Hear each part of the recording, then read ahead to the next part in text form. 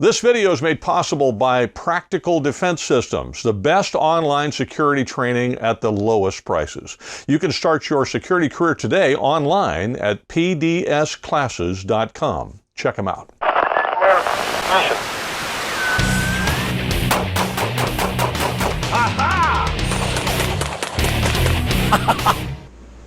Hi, I'm Joel Persinger. I'm the Gun Guy. Thank you very much for all of your support of GunGuyTV. Before we start talking about this thing and what you might use this for to hunt with in the city or the suburbs if everything goes to pot, let me just remind you that you might want to check out the GunGuyTV Firearms podcast. It's available in audio form on your favorite podcast player, and you can find the video version on Rumble. There is a link in the description. It is now pretty much a roundtable twice a month that includes me, Rick Travis from CRPA, Sam Paredes from Gun Owners of California, Pete, my producer, and pretty active in the shooting sports, and some other guests we'll have on periodically, so check it out. Okay. I've done a couple of videos on air rifles, and I wasn't planning on doing another one, but I've got a lot of messages recently from people who are concerned about food insecurity, which is what they're talking about on the news all the time. That's euphemistic political talk for starving to death, famine, food shortages, and so on.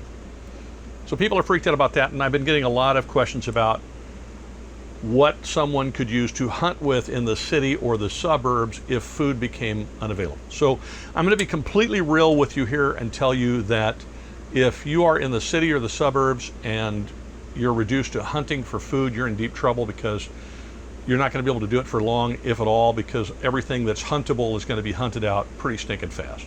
Just to be real with you. You are far better off planting a garden, if you have a yard or a balcony or whatever, learning about hydroponics or whatever you need to do to plant some seeds and grow some stuff to feed you and your loved ones, and perhaps just filling up your freezer and stocking up your pantry ahead of time, so that gives you time to decide, do I stay or do I go? But if you're absolutely want to talk about hunting in the city, I'm here to do it, and so I will give you the reality of it, the good and bad and so on. Okay, so first thing you want to do is figure out what different kinds of wildlife might be available to you in the environment where you live. Where I live in San Diego, I've made a list for you so don't forget them. I've divided them into critters and birds. Most of these I've hunted, okay? So critters in San Diego County and in the suburbs where I live, we have a lot of rabbits, mostly cottontails and brush rabbits, and they look very much similar, so you have to know what you're doing to tell the difference, and it doesn't matter, you can eat either one. And then jackrabbits periodically, but mostly cottontails and brush rabbits. And yes, you can kill them, and yes, you can eat them, and they're very easy to hunt. Then we have possums and raccoons. And my advice to you is don't eat either one of those unless you know what you're doing and you know how to prepare them, how to cook them properly and prepare them properly. Both carry a lot of diseases, and if you eat one, you can eat them if you prepare them correctly, but if you eat one, you might end up with more than you bargained for. You might end up sick as a dog, and that could be, you'd be worse off than just being hungry. Same thing with rats. Yeah, we have rats, rats in the city, rats in the suburbs. Carry a ton of diseases. I would not eat those. Yuck. Same thing. All right, so that covers critters. Basically, in this area, you're limited to bunny rabbits. There's no squirrels to speak of. You can find squirrels if you go out into rural areas or you go into the park or something. But something you could attract to your house or to your location so that you're not out and about where you're vulnerable is what I'm talking about here. Birds. Okay, well, there's a lot of birds you can eat in the San Diego area. Doves among them, and you have several different species of doves, most notably mourning doves, which are natural here. You have white wings that are natural here, but you also have Eurasians, what we call ringnecks or collared doves. They have a collar around them. They tend to be bigger. They're kind of between the size of a dove, a normal dove, and a pigeon. They're a feral species, but they're all over the place. And then pigeons, I mentioned them. Pigeons, do people eat pigeons? Sure, people eat pigeons all around the world. Now the issue with the animals or birds in the city is they're eating a lot of garbage off the floor. You go to a restaurant, sit outside, and you see the pigeons eating what people throw on the ground. So they're not the healthiest animals. Can you eat them? Sure, but again, you want to be very careful about how you prepare them. And then there are quail. We have a lot of quail here. Typically we have California quail and Gambel's quail for the most part. You do see some mountain quail sometimes, but you know, not a bunch of them. I've seen them up in the mountains, but not very many. Mostly I see the gambles and California quail. Can you eat them? Yes. You got to get them while they're on the ground or perched on a wire or something. And then there's something called a chucker. Now I should tell you that quail in all their varieties are actually part of the partridge family. And no, I'm not talking about the singing group in the TV show from the 70s. I'm talking about this joker right here. This is a Scottish partridge. No, we don't have him in California. But we do have the chucker partridge, and that is an actual partridge that you can hunt in Southern California. And then, you know, if you go to the lake, you see the ducks all over the place. There's a bazillion different kinds of ducks. I would say, just off the top of my head, the ones that you see most often at lakes are mallards, wood ducks. You'll see some teal, green wings, and or green-winged teal. And you'll also see cinnamons. And there are another bunch of other varieties. But yes, can you kill ducks with a pellet rifle? Yes, you certainly can. And then lastly, I wrote in here, crows. Yuck. I have eaten a lot of crow figuratively in my life. I have no desire to eat one literally. And so, you know, I don't know. I think I'd stay away from eating the crows. Okay, so anyway, that's what's available that a Springer type pellet gun like this one could easily take any of those animals. If it were me, I would limit myself to the doves and to the edible birds that I would be used to eating. Doves, chucker, maybe pigeons, and certainly the bunny rabbits, and kind of leave it at that. But it all depends on how desperate you are.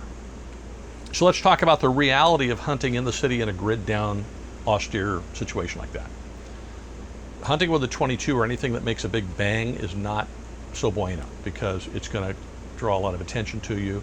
So whatever you're hunting with, you want it to be quiet. A bow would be great. If you're skilled with a bow, then just stick with that, because that's quieter typically. It's also going to give you a little bit more range and a larger variety of stuff that you can hunt with it if you can find bigger things to hunt in the city than what I just mentioned, or in the suburbs.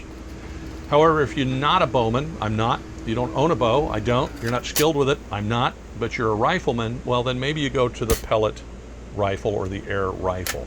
There's a bunch of different varieties of them. I'll leave you to discover that on your own.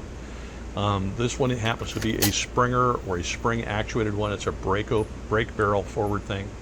And this one was made in Mexico. It's made by Mendoza. It was imported and sold by Crossman a long time ago. And it was actually given to me by a buddy who just knew I wanted one, and he gave me one because he has a number of them. The optic on it was too difficult for me to see through because my eyes are getting a little funky, so I got rid of that and I put a Hawk optic on it. Here's the thing about these things. First of all of the animals I just mentioned to you can all be easily dispatched with a Springer rifle. You don't need to go out and spend $1,600 on an FX rifle or something like that. Okay, you can buy a Springer for a couple of $100, a Gammo or something, and it's going to do the job for you. Are they silent? No.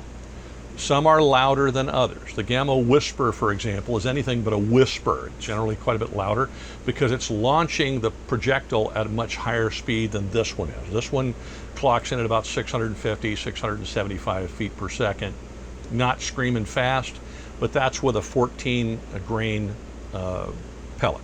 And I'm cheap, so I just buy these Premier pellets. I don't get fancy about it.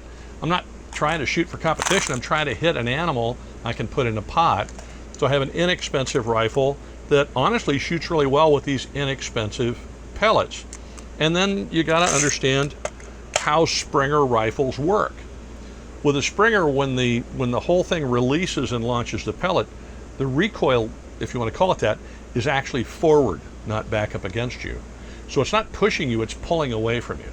So if that's the case, you got to know how to hold it. It's a really light hold. I put it up against my shoulder, but I don't pull it into my shoulder. I hold the gun very lightly and I let it move the way it wants to move. It took me a long time to be able to do that well. A lot of people complain about these and say they're inaccurate. I've fired a lot of them at this point, and I can tell you that the vast majority of them are plenty accurate for hunting out to 25 yards. Now, some of them you can get further out there if you get the expensive compressed air versions. These Springers, I'd stay within 25 yards and you'll be fine. At 20 yards, I think the shooting that you're watching me do on the video was at 18 yards, and I'm having no trouble hitting little things and whatever very easily, and that's what I found to be true with this thing. So I don't have a need to shoot beyond 25 yards to hunt little game with something like this, because I'm in the suburbs and everything's about 25 yards away or less. So if I'm within 25 yards, first of all, this thing is very, very accurate, and secondly, it's just absolutely deadly with the combination of these cheap pellets freighting along at 650, 675 feet per second. It's under 700 most of the time. Now, having said that, I have tested it by firing it against a 3/4 inch piece of plywood, and it went all the way through the plywood, and after it did, it went through a piece of concrete slip sheet. Okay, so if it's going to do that, it's not going to have any trouble killing a bunny rabbit or a bird. All right, and then the other thing you got to know too is I've killed a lot of bunny rabbits, birds, and whatever as a kid with a pellet rifle that wasn't half as nice as this one. So they are very effective, and you don't have to spend a fortune doing it. But I will go back to what I said before. If you really want to do it, go ahead. They're fun, and it's always nice to have it in the back of your mind. Gee, I bought, I have 10,000 rounds of pellets, and all I got to do is cock it and go. And yeah, can you hunt with it? Absolutely, small game.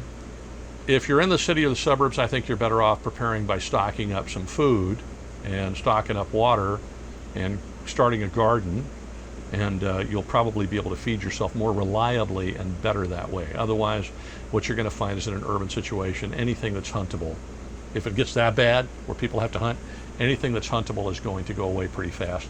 I would not, unless you have a huge budget, go out and spend $1,600 on an air rifle, unless you're in a country where you can't have a regular rifle. If you're going to spend $1,600, spend $1,200 and buy an AR. And that way, when you have food and the people down the street don't, you can defend the food you have. That's a far better use of your money than spending a fortune on an air rifle. So hopefully that answered the question. I hope. If you have other questions like that, feel free, or different ones for that matter, feel free to send them to me. If I can possibly answer them, I will happily do so. Have a wonderful week. Thank you very much for all of your support, and stay safe.